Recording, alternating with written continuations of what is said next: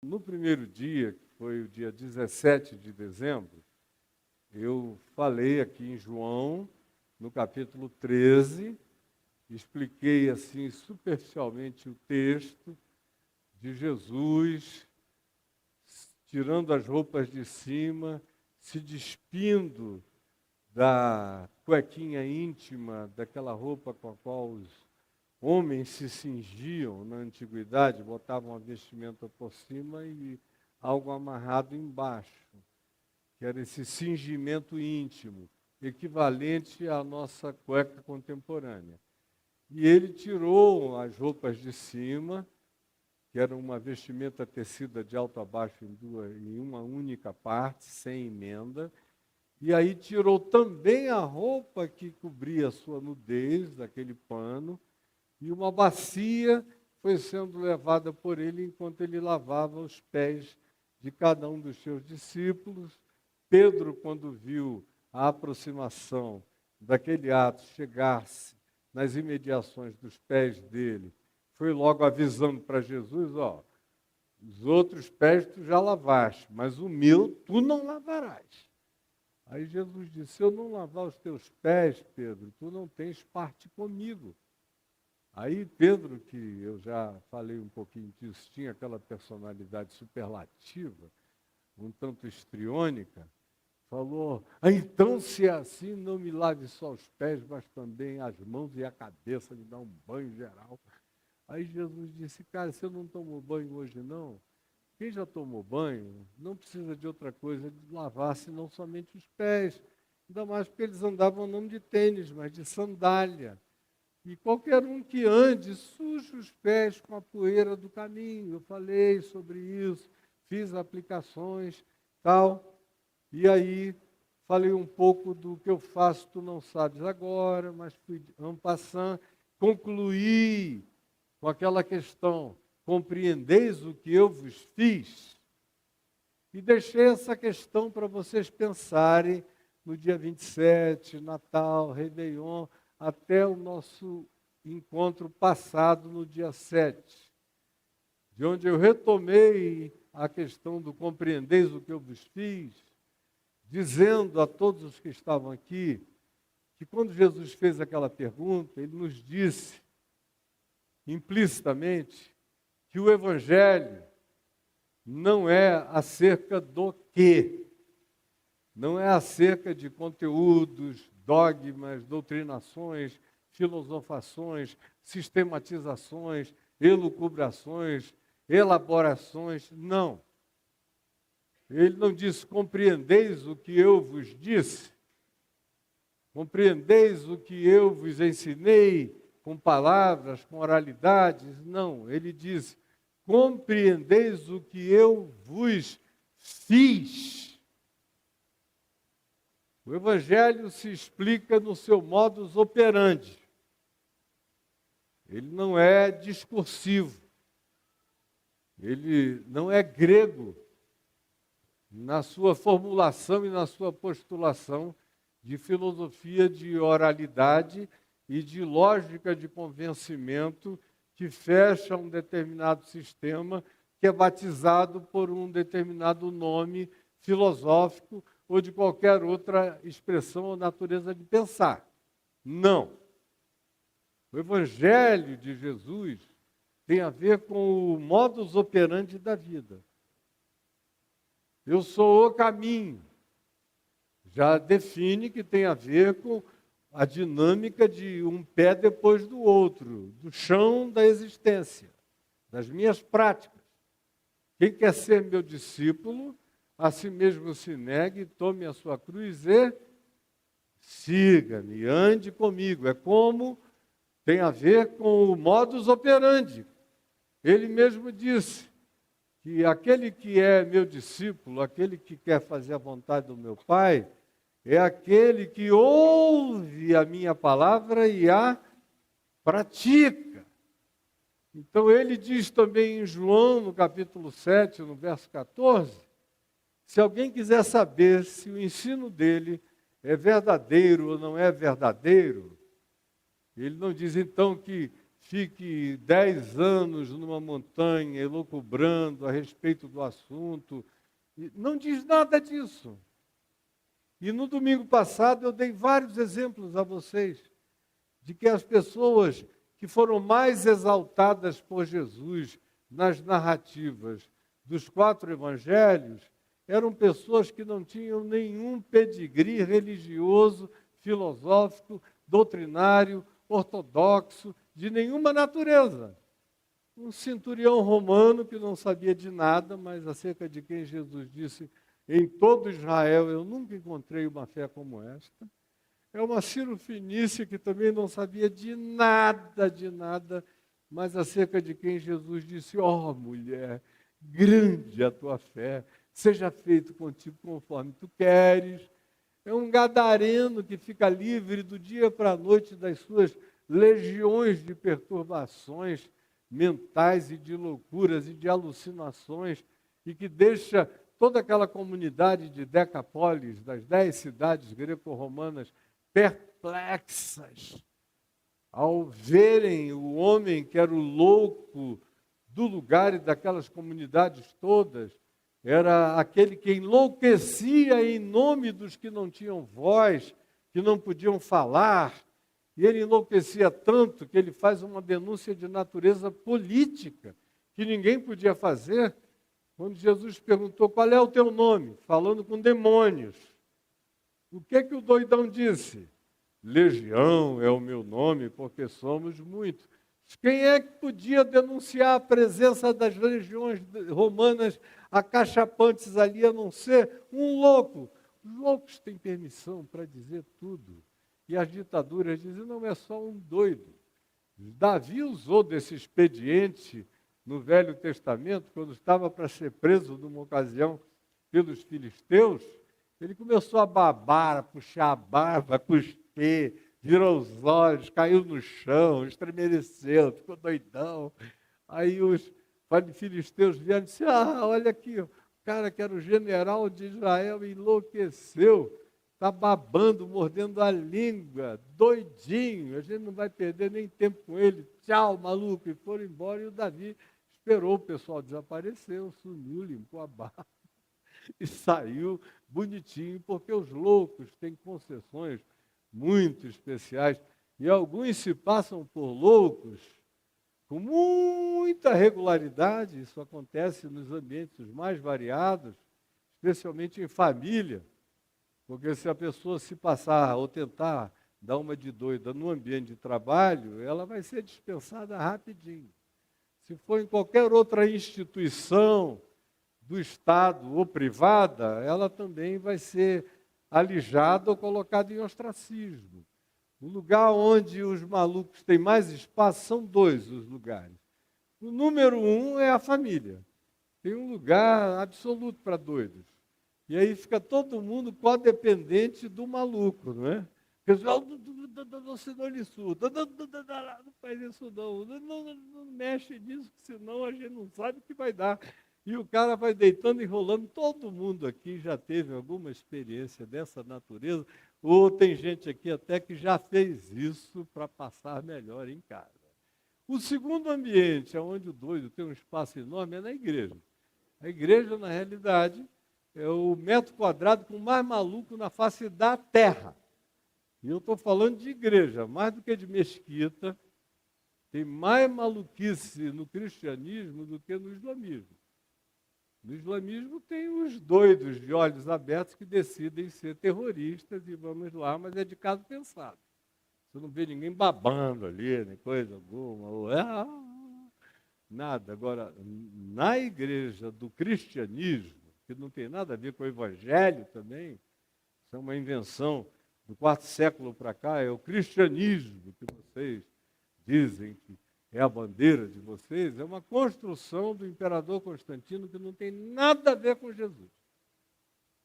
Mas no metro quadrado do cristianismo é onde habita a maior quantidade de malucos da face da terra. E é uma coisa impressionante, eu estou nessa desde que eu nasci. Antes de me converter, eu já convivia com os doidos da igreja. E minha mãe era presbiteriana, minha avó também. eu era obrigado a ir todo domingo de manhã. Eu comecei a olhar para um bocado de gente esquisita, muito pequenininho já, aqui, dizendo, meu Deus, o que será isso? E tal.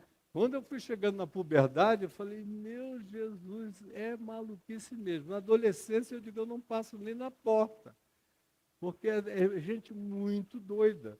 E aí depois eu me converti, o Senhor, Deus me enviou para cuidar da maluquice.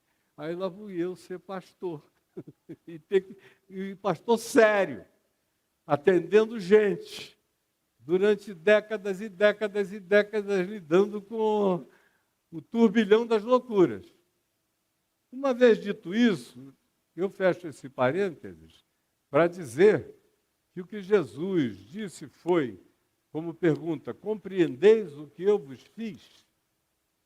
E eu estava dizendo isso para ressaltar o fato de que o significado do Evangelho não é aprendido a partir de elucubrações, de projeções, de logificações esmagadoras que supostamente sejam os nossos autoconvencimentos ou convencimentos para terceiros. Não. Jesus diz, como eu tinha feito referência em João, no capítulo 7, no verso 14, o seguinte: se alguém quiser saber se o que eu digo, se o que eu ensino é verdade, obedeça. Aí você vai ver o chão se abrir, você vai ver o mar se abrir, você vai provar a paz que excede a todo entendimento, você vai caminhar vitorioso sobre as fobias angustiosas, especialmente a mais pavorosa de todas, que é a fobia da morte, que vai ser tirada de você. Haverá uma chance nova para você fazer projeção dos seus olhares com esperança, com lucidez. Você pode vir a ser habitado por profunda luz mental, espiritual, não por causa do que você produziu com a sua elucubração de natureza intelectual, mas porque, na obediência ao princípio do Evangelho, que é fundamentalmente amor, e as implicações e aplicações do amor sublime de Deus, do amor ágape, na direção de todos os homens, por isso se manda até amar os inimigos e orar pelos que nos perseguem. Quando a gente entende que esse nível ultra superior é de onde pode proceder toda a nossa libertação, todo o nosso equilíbrio, toda a realidade de que ninguém vai ter poder sobre mim, porque se o meu inimigo não consegue me fazer odiá-lo, ele não tem poder sobre mim. O poder que ele tem é se ele conseguir me fazer odiá-lo, aí ele fica meu dono. Aquele que me persegue tem poder sobre mim, se eu disser, ai meu Deus, leve esse homem, pesa a mão sobre ele, acaba com ele, esmaga-o em nome de Jesus, pelo amor do teu nome. Eu der uma resposta odiosa ao espírito persecutório dele, eu me torno escravo dele. Mas amar o inimigo e orar pelos que nos perseguem é nos colocarmos numa situação de libertação total, de qualquer que seja a atitude que se tente praticar como agravo contra a nossa vida, e tudo mais decorre daí. Aí Jesus diz, você quer saber se é verdade o que eu estou ensinando? Você vai ter que dar o passo para praticar. Eu estou falando em perdoar, você vai ter que aprender a perdoar. É o que vai te salvar. Você quer aprender a não cair em tantas armadilhas? Você vai ter que praticar o espírito de ser simples como as pombas e prudentes como as serpentes. Você deseja de fato ser feliz e bem-sucedido? Você vai ter que aprender as minhas antíteses em relação às teses planetárias. Feliz, bem-aventurado, Macários é o humilde de espírito, é o ser ensinável, é aquele que tem humus no ser, em cujo coração as sementes se enraizam, crescem e dão fruto. Bem-sucedido é aquele que é solidário, que chora, que se importa, que tem sentimentos para o próximo, para o outro. Macário, bem-sucedido, bem-aventurado é quem tem fome e sede de justiça, não para si mesmo, mas para todos. Buscam um mundo mais equitativo, mais equânime, com mais proximidade da justiça. O Macários, que é feliz espiritualmente no grego, o termo, o bem-aventurado, o bem-sucedido, o próspero, é aquele que é manso de coração, o que significa, em Jesus e na expressão grega literal, aquele que exerce controle como de uma fera raivosa, que tem rédeas pessoais de autodeterminação, de não liberação do seu ódio raivoso na direção de pulsões súbitas, de avanços contra o que quer que seja, contra quem quer que seja, porque o que daí decorre pode ser irremediavelmente desastroso com o tempo. O bem-sucedido, o feliz de Jesus, é aquele que tem uma mente limpa, que ao invés de ficar fazendo elaborações do mal, da maldade, da malícia, da armação, das teorias de conspiração, com elaborações perversas o tempo todo, ao contrário disso, é aquele que tenta olhar e fazer a projeção da realidade com o melhor senso de possibilidade de esperança em favor do meu próximo, a menos que ele se torne completamente demonstrador do oposto.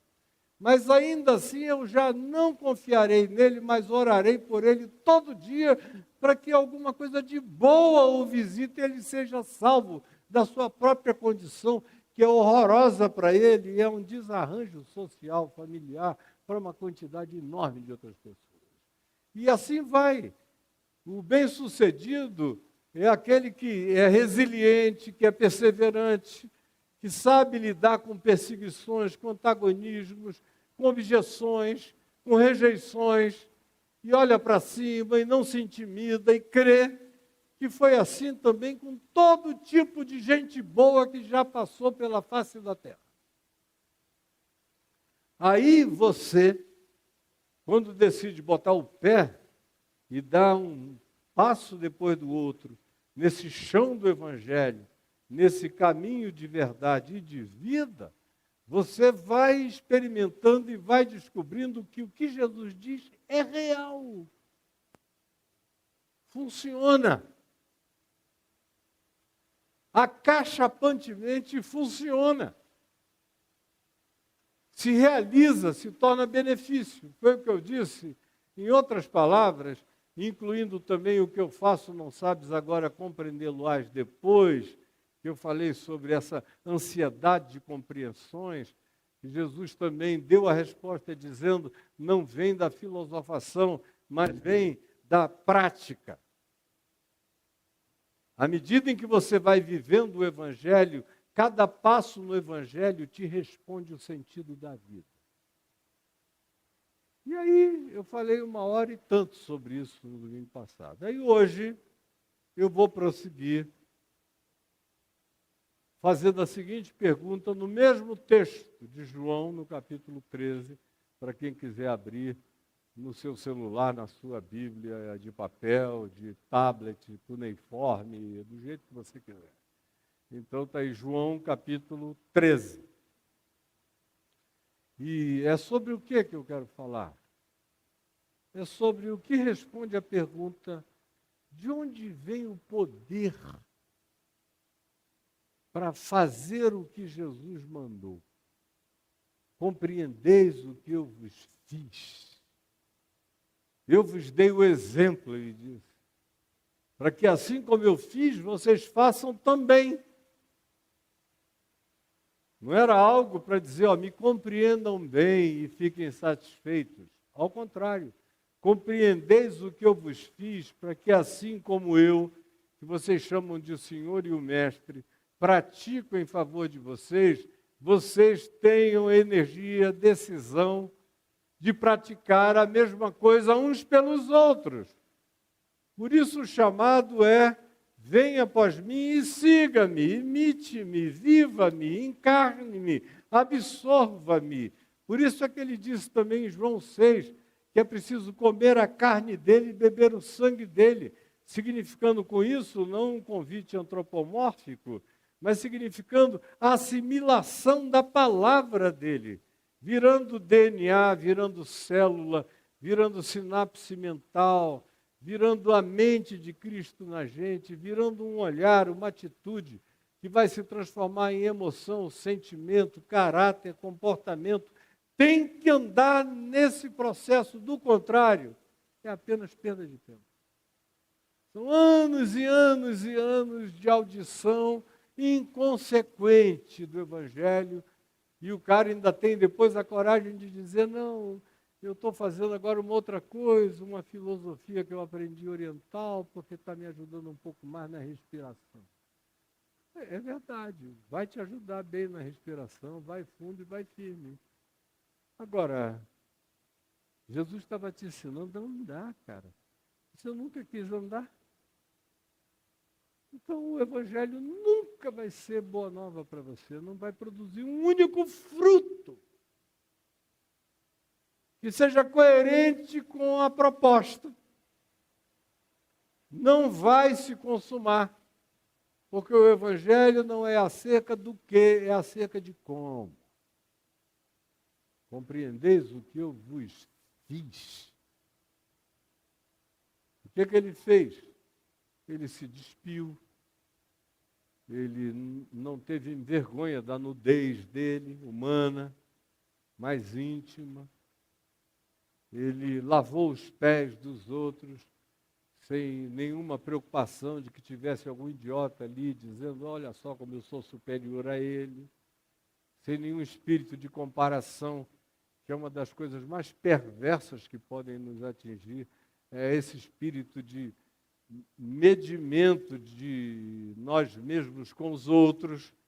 É o que mais gera inveja, frustração e, depois de um tempo, um sentimento enorme de inoperância e inalcançabilidade do que o outro me proponha, para que eu, em o imitando, o alcance, em o alcançando, fique glorioso, como supostamente eu digo ou penso que ele seja. Tudo idiotice, vaidade e correr atrás do véu. Compreendeis o que eu vos fiz? Tem a ver com saber lidar com as traições. Como ali no verso 2 diz que durante a ceia, tendo já o diabo colocado no coração de Judas Iscariotes, que traísse a Jesus, Jesus, com o traidor sentado ali, ele levanta e fica nu. O traidor não o intimida em relação a apresentar a realidade de quem ele era. Ele poderia pensar: bom, o traidor está aqui, depois que o traidor sair eu faço isso. Não. Ele tira a roupa na cara do traidor. Lava os pés do traidor. Aí depois o pessoal fica perguntando: quem é o traidor? Quem é o traidor?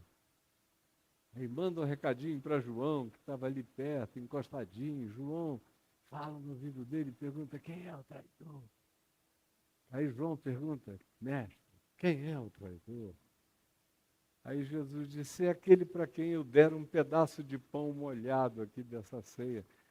Quebrou o pão da ceia, molhou no vinho e deu para Judas. Todo mundo viu e ouviu quando Jesus disse: o que tu tens de fazer, faze-o depressa. E Judas se levantou e saiu dali. Agora, de onde vem o poder para lidar com o traidor com essa atitude? Você tem essa atitude? Você pode até dizer: não, eu sei lidar muito bem com alguns tipos de traidor, desde que não seja aquela que me trai com meu marido, ou com a minha mulher, ou com isso ou aquilo. Mas ali tem o exemplo mais pontiagudo e extremo do significado da traição. E Jesus lida com essa traição, passando por ela na nudez de si mesmo, sem cobrir a sua humanidade, sem medo de ser quem ele era e de ser absolutamente gente. Mais do que isso, você olha adiante e você o vê tendo que lidar com as questões que aparecem toda hora nos ambientes fraternos ou comunitários, os relacionamentos variados da nossa vida, de gente querendo saber coisas como Pedro, querendo uma afirmação, validação de uma importância superior, que era o que ele estava querendo. Está lavando o pé de todo mundo, já que é para lavar o meu, então é a cabeça, o corpo inteiro e tal, porque eu sou maior, especial e diferente. É uma coisa tão difícil você lidar com essas projeções de superioridade humana. Me diga a dificuldade com a qual você lida com isso nos variados ambientes da sua vida. É perturbador. Para algumas pessoas é absolutamente insuportável. Não era o caso aqui de Pedro, mas na maioria das vezes com a gente você lida mesmo com o narcisismo mais puro, mais exuberante, mais superlativo, mais sem noção possível. É uma dificuldade enorme. E às vezes a gente para tudo, para a família, para relacionamentos, termina vínculos, se separa de pessoas, não quer mais nem ver, nem ouvir, porque não conseguiu aprender a lidar com essas circunstâncias que fazem parte do cotidiano de todos nós. Aí você vai mais adiante e você vê Jesus dizendo: vocês me chamam de Senhor e de Mestre, fazeis bem porque eu sou. Mas assim como eu fiz com vocês, agora eu quero pedir que vocês façam isso uns aos outros, porque eu estou dando a vocês um novo mandamento, que vocês se amem uns aos outros assim como eu amei vocês.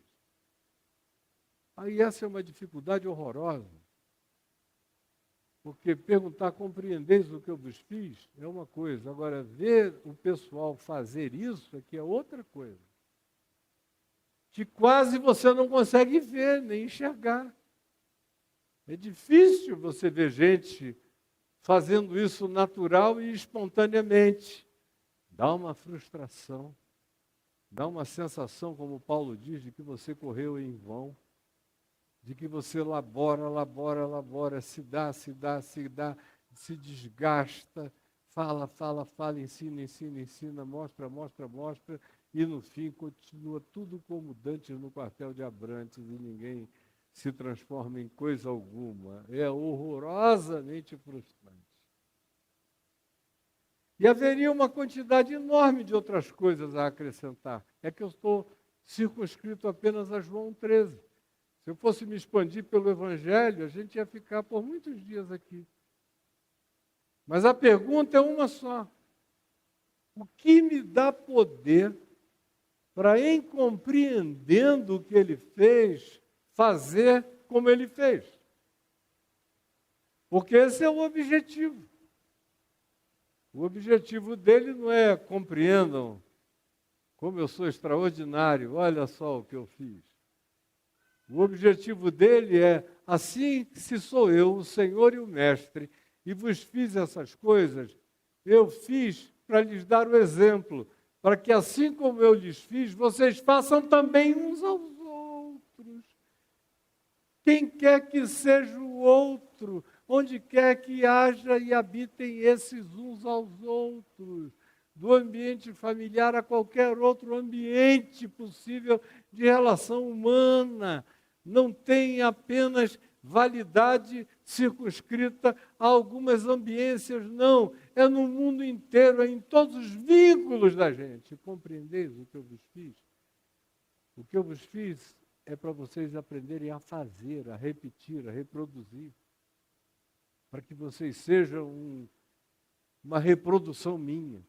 Para que vocês sejam filhos do meu Pai. Para que vocês sejam a minha cara, para que vocês sejam a minha expressão, para que vocês sejam o meu corpo, para que vocês sejam minha continuidade, para que vocês sejam a minha presença, com toda a relatividade de vocês, mas a minha presença em estado profundamente qualitativo, pela obediência simples de vocês à manifestação, à compreensão do que eu fiz, e que vocês entenderam e por isso repetem. Porque o Evangelho não é acerca do que, ele é acerca de como eu faço as coisas. Aí eu dei, semana passada, um monte de exemplos também, e de citações doutrinárias, de gente que não sabia nada. E você vê a afirmação de Jesus, a afirmação de Paulo, a afirmação de Tiago, irmão de Jesus, acerca de que muitas dessas pessoas, mesmo não sabendo tanta coisa, tiveram a disposição de praticar o que souberam ou o que lhes foi mandado fazer, e o coração deles se convenceu do fato.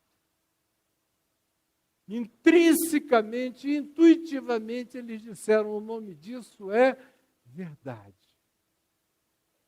E eu não vou lutar contra essa verdade. Mas de onde vem esse poder? Porque é preciso ter uma força muito especial para praticar essas coisas. Elas não acontecem com você fazendo um cursozinho de coach em algum lugar. O máximo eles vão te prometer grana. Não estou falando dos sérios, eu estou falando dos enganosos, que é a grande maioria por aí. Essa semana eu até fiz uma observação lá nos meus programas na internet. Você raramente vê um coach idoso. Você já notou isso? Quase todos são os garotos assim de 30, 32, 34, 35, até 40 anos. Bem novinhos, que não sabem de nada. Os filhos estão com 4, 5, 6 anos. Não sabem o que é ter filho adolescente. Não sabem o que é ter filho dizendo não. Não sabem o que é ter filho dizendo eu vou comer assim, você não tem nada a ver com isso. Não sabem nada, não viram nada, não sofreram nada, não entenderam nada. Você não encontra coaches velhos porque eles já viram demais para ficar vendendo mentira tão deslavadamente. Os jovens é que têm esse poder pela ignorância absoluta ou pelo mau caratismo mesmo, disfarçado de comigo nunca aconteceu. Mas, fechando esse parêntese, de onde vem o poder para a gente realizar isso que ele disse? Vocês compreenderam? Então façam a mesma coisa. Pratiquem isso. E está aqui, no verso inicial de João 13, que você podia olhar comigo e ler. Ora, antes da festa da Páscoa, preste atenção na palavra sabendo. Sabendo Jesus, repita comigo. Sabendo Jesus que era chegada a sua hora de passar deste mundo para o Pai, tendo amado os seus que estavam no mundo, amou-os até ao fim. Isso é maravilhoso. Sabendo Jesus, isso é uma coisa que, se eu não souber, nada vai ser construído em cima de mim. Eu tenho que ter essa consciência profunda, enraizada até as entranhas e os escaninhos mais indizíveis do meu ser, sabendo Jesus que era chegada a sua hora. Uma das coisas que a gente mais precisa aprender na vida é em que fase da vida a gente está, em que circunstância a gente está vivendo, em que hora da existência a gente está habitando. Porque eu vejo muita gente sofrendo, com 70 anos de idade, frustrada porque já não tem mais as energias dos 23. Digo, minha filha, você vai sofrer até aprender, mas não vai voltar para 23 de jeito nenhum, eu te prometo. Toma consciência de onde você está, de quem você é, do que você já viveu. Uma pena que você não tenha vivido, então. Mas eu sei exatamente onde eu estou.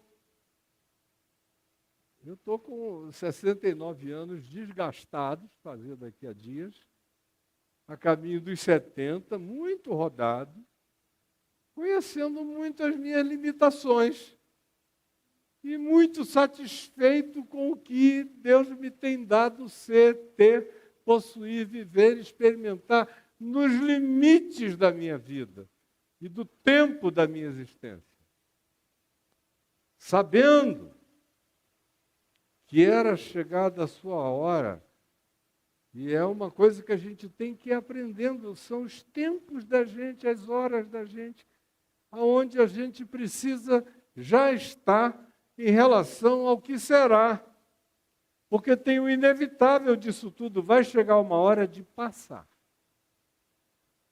deste mundo para o Pai. A gente não sabe se isso vai acontecer na juventude, na meia-idade, ou já idoso, ou idosíssimo. Parte do que eu faço, tu não sabes agora, compreendê-lo-ás, quando chegar a hora, tu vai saber.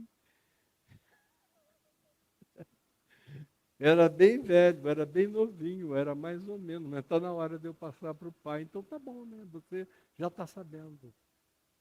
Se prepare para cada estação da vida, sabendo que era chegada a sua hora de passar deste mundo, porque não só esse mundo passa, mas a gente também passa dele. E tem gente que não consegue admitir as duas coisas.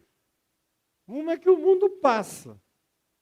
E quando o mundo passa, dependendo da tua idade, o que passa com o mundo passa para ti também. E você perdeu.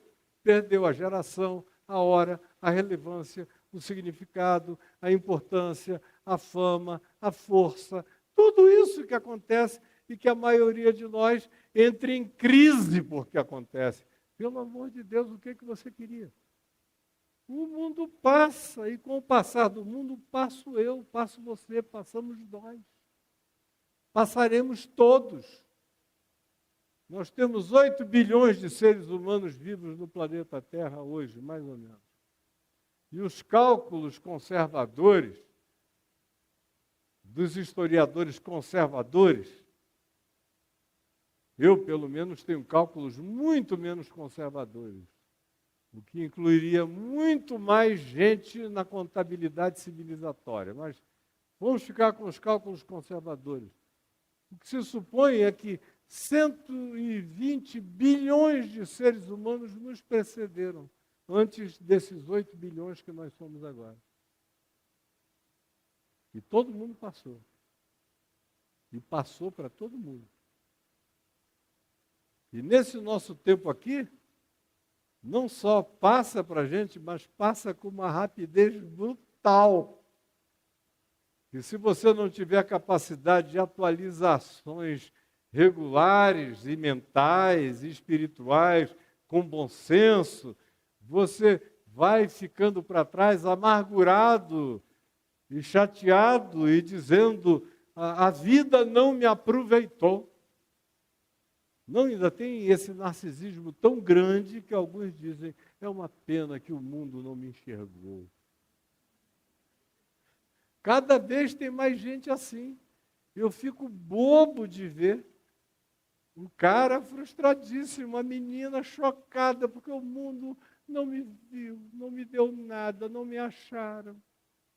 Eu com essa riqueza toda, com essa maravilha, com essa beleza, com tanto amor para dar, com tanta inteligência para despender, mas não me acharam. Era como se o Pelé tivesse se escondido numa gruta, próxima de Três Corações, passasse a vida chorando, porque não virou o Pelé. Cara, você não se apresenta para jogar, ninguém vai te achar, o mundo não te deve nada, ninguém está atrás de ti. Ninguém precisa de mim nem de ti. Tem peças de reposição para tudo no planeta o tempo todo. Cai na real o quanto antes. O mundo passa. Quando eu nasci, eu fui educado no século XIX, embora eu tenha nascido nos anos 50. Mas os anos 50, na minha terra, no Amazonas, em Manaus, a cultura ainda era da borracha, no século XIX. A cultura moral, a cultura comportamental, a cultura de estilo de vida, de prática relacional, de discrição, de silêncio, a cultura política, tudo era do século XIX. E eu vivi no século XIX até 1964, no século XX. Aí mudei para Copacabana, desci no aeroporto Santos Dumont, com aquele cheiro de diesel, de gasolina, a Baía de Guanabara, aquela inflamação de gente para todo lado. E olha, em 64, não é agora não. Aí eu caí no século XX. Aí me levaram para Copacabana, eu ouvindo aqueles papos das mulheres que eu nunca tinha ouvido. Meu Deus, olha os temas delas. Olha como elas cruzam as pernas lá no Amazonas. Eu nunca tinha visto uma perna se cruzar tão fartamente assim. Vai à praia e aqueles maiôs, naquele tempo não tinha tanto biquíni, uns biquínis ainda meio discretos, mas já umas bundas expostas, bonitas. No Amazonas todo mundo vestia maiôzão, levou um susto, né, Junal? Tá. Todo mundo vestia maiôzão, tinha umas que já saíam assim de sarong, do igarapé, era um negócio de autoproteção, era muito vitoriano. De repente eu chego, quando eu botei a cara em Ipanema a primeira vez, eu digo, uau! E aí entrei no século XX. Agora eu estou vivendo no século XXI, embora a minha cabeça esteja lá na frente. Sabendo Jesus, olha aqui o que se diz a respeito disso, que era chegada a sua hora. Era chegada a sua hora de passar. Você está preparado para passar? Porque está passando. Não está, não? Você olha no espelho e diz, passou. Já não é mais a mesma coisa em nenhum aspecto da vida, está passando o tempo todo. Aí tem gente que faz força. Puxa para cá, repuxa para lá. Faz todos os puxados e puxadinhos. Meu Deus, está passando, e agora? O que eu vou fazer? Sabendo Jesus que era chegada a sua hora de passar deste mundo para o Pai. O grande problema da maioria de nós é que o cara vai no máximo constatando que ele está passando deste mundo. Mas ele não sabe, não tem consciência, ou não quer ter, ou não quer assumir de que ele está passando deste mundo para o Pai, que é o que muda tudo. Senão fica só entre o berço e a sepultura. Fica só você e uma montanha de passamentos e de frustrações e de engelhamentos e de pés de galinha e de pele caída e de barriga mole e de mente que vai perdendo a lucidez e um monte de outras coisas que inevitavelmente se acumulam sobre a vida de todos nós. E a angústia crescente é porque o indivíduo, como é que ele vai ter motivação para lavar o pé do outro se ele está preocupado com o fato de que ele está passando? Eu estou passando, eu vou perder tempo lavando o pé de quê? Eu estou precisando que lavem a mim o tempo todo. Quero entrar num spa. Meu Deus, vou lavar o pé uns dos outros. Isso é romantismo de Jesus, que sabia que ia ressuscitar dos mortos. Logo, em 3 dias, mas eu só estou passando. Porque ninguém tem consciência do significado de passar deste mundo para o Pai. Parece tolice, mas isso aqui muda tudo. Isso aqui transforma você de frango numa avestruz poderosa. Isso aí transforma você de gatinho angorá no Aslan do C.S. Lewis. aquele leãozão, aquele leão Cristo. Muda tudo. Isso aqui altera todas as determinações da vida da gente. Eu sei que eu estou passando todo dia. Minha mulher que está sentada ali tem a testemunha de como é tranquilo para mim saber que eu estou passando. Essa semana, por exemplo, eu recebi uma oferta de uma pessoa muito, muito, muito forte, interessante, inteligente, e que está começando a me ouvir agora, todo dia, e a palavra vem alcançando o coração dessa pessoa profundamente. E ela não ainda sabe como reagir direito à palavra que vem alcançando aí, trazendo-a do avesso, ao contrário, ela sem entender de onde vem aquele poder que repuxa lá para fora, que vira os bagos da alma ao avesso, e a pessoa tem que se enxergar. Aí ela achou meu número e me ligou. Aí falou, eu quero te ajudar, eu quero te ajudar. Eu tenho muito dinheiro. Falei, que bom para você e tudo. Aí, mas você precisa também. Eu falei, preciso, mas não é a prioridade. Ah, não é a prioridade? Não, não é a prioridade. Em relação a você, eu tenho outras prioridades. Eu estou querendo ver o que começou a acontecer com você, entrar e virar você ao contrário. O resto é bobagem. Aí depois ele me mandou um vídeo de uma mansão de 200 e tantos anos atrás, impecável, linda, linda, um museu vivo, num dos lugares mais maravilhosos do Brasil, historicamente falando. Ele falou, isso aqui é meu e eu queria te dar, para você fazer o que você quiser aqui. Aquela coisa enorme, um inhotinho assim de coisas num lugar central. Aí eu falei, não, meu amigo, isso não é prioridade, nem para mim, nem para você. Você está com 70 e pouquinhos, eu estou fazendo 70, acho que a gente tinha que ponderar melhor. Eu, quando tive idades bem menores, eu pegava isso assim no tapa, ó, pá, pá. Pensei que era você.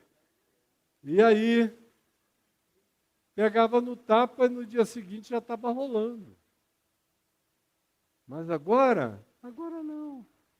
Eu sei que eu estou passando. Aí eu já disse para ele um monte de coisa. Se você quer que isso aí funcione, você tem que saber que você está passando e que eu estou passando. E que, na melhor das hipóteses, a gente tem boas ideias sobre o que fazerem a partir de nós nisso aí. Mas nós não somos as pessoas para essa execução. Não estaremos aqui para essa consumação. Eu sei que eu estou passando. E você devia saber também. Então, first things first. Pois a gente vê o que faz com isso aí. E várias outras coisas que ele foi me propondo, eu fui dizendo, vamos esperar. Um bom banho é melhor do que isso hoje.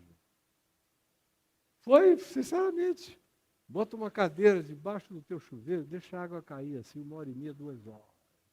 Tua cabeça vai fazer mais bem do que todos esses planos. Espera, porque a gente está passando. E não é porque a gente está passando que a gente não pode fazer, realizar, sonhar, propor, projetar, arquitetar, convidar, motivar, preparar outros para seguirem, enquanto a gente orienta, mas não é nenhuma sangria desatada. E eu, particularmente, não estou nessa de me afligir com nada. Eu estou tão feliz com a vida que Deus está me dando como homem idoso, com a utilidade que Ele está dando à minha vida na idade mais avançada, e quanto mais ela vier, melhor vai ser. Quanto mais próximo eu estiver de chegar na passagem para o Pai, mais relevante eu sei que serei.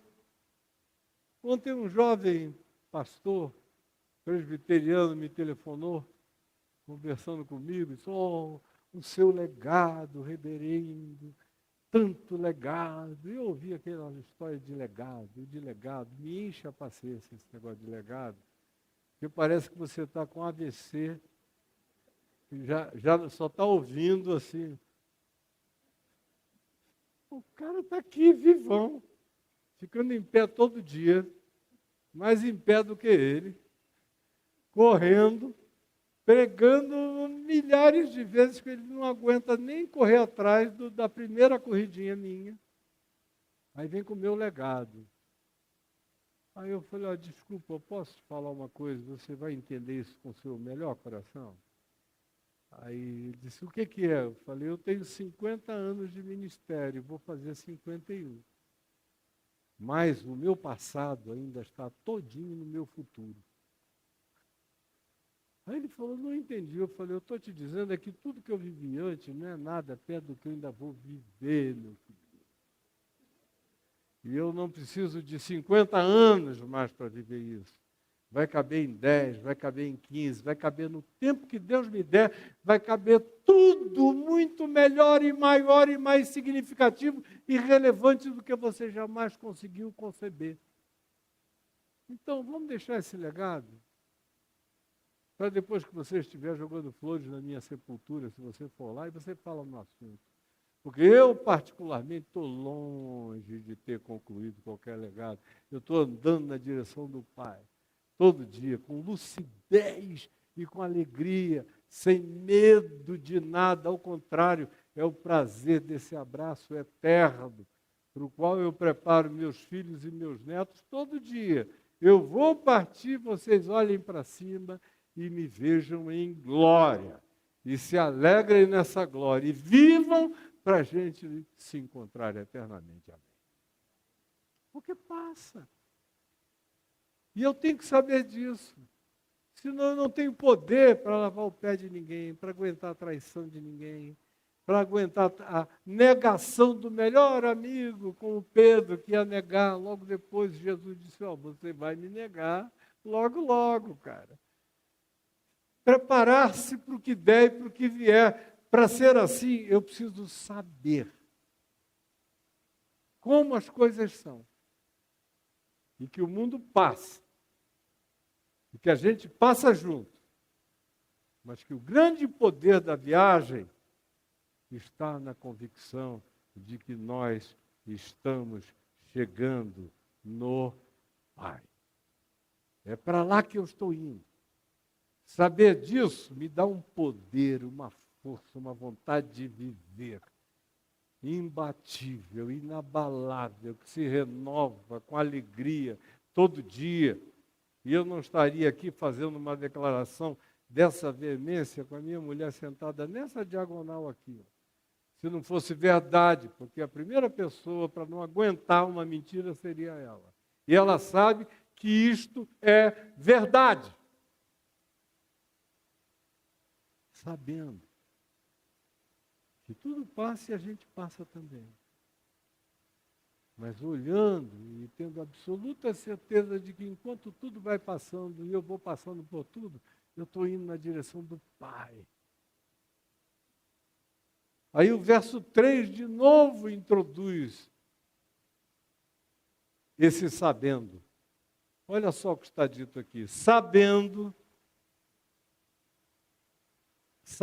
este é Jesus, que o Pai tudo confiara às suas mãos e que ele viera de Deus e voltava para Deus, aí ele tirou a roupa e começou a fazer tudo o que fez, sabendo Jesus que o Pai confiara tudo às suas mãos. Eu não sei qual é o tudo que o Pai confiou às minhas mãos, mas ele confiou coisas à minha vida. Confiou a minha, confiou a tua.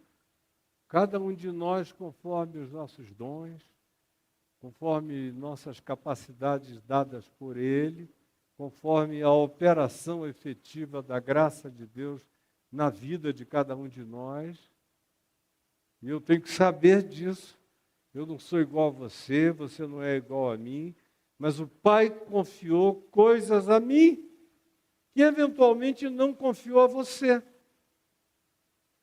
Confiara às minhas mãos, confiou a mim. E eu quero, como Paulo disse, combater o bom combate, completar a carreira e guardar a fé.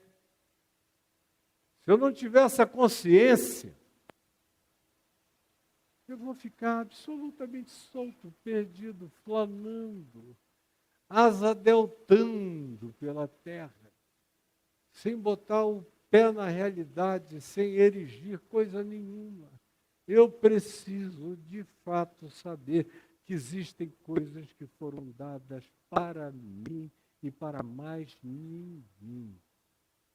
Tem a ver com a minha individualidade, minha individuação, minha capacitação pessoal, minha singularidade, maravilhosa, incompartilhável, única, absoluta, que Deus deu a mim, deu a ti, deu a todos nós. Cada um de nós carrega particularidades, singularidades incompartilháveis, absolutamente suas,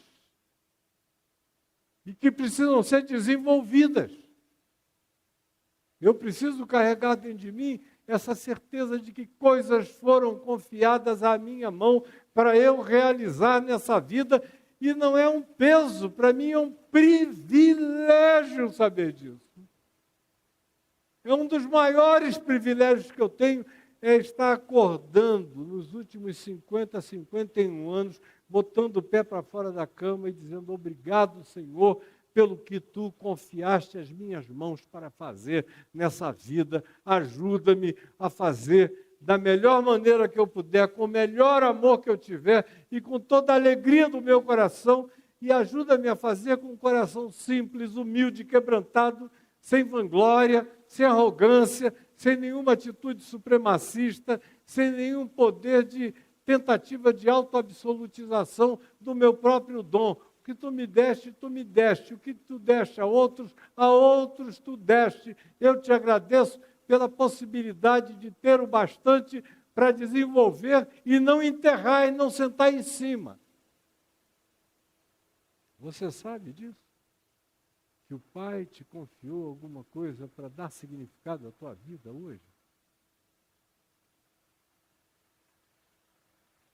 Ele te confiou. E é isso que vai te fazer levantar-se. O verbo que vem depois, a ação que é descrita, levantou-se e começa esse processo todo.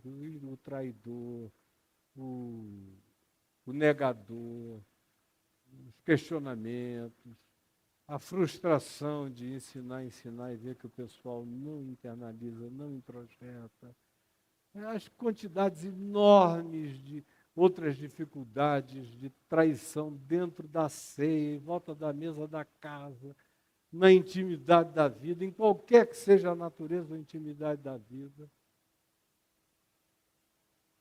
Se você não estiver preparado para isso, você não vai nunca compreender qual é o significado do Evangelho a ser vivido por mim e por você. Sem esse entendimento, tudo mais fica voando diante de nós e a gente não objetiva absolutamente nada. Compreendeis o que eu vos fiz? A pergunta que eu gostaria de responder agora, e não sei se será possível, é: você compreendeu o que ele fez por você? Porque tem muita gente que está todo dia dizendo: Senhor, por que tu não fazes nada por mim? Nada por mim. Mas você está aqui, né? Podia não ser você. Quando teu pai e tua mãe fizeram amor,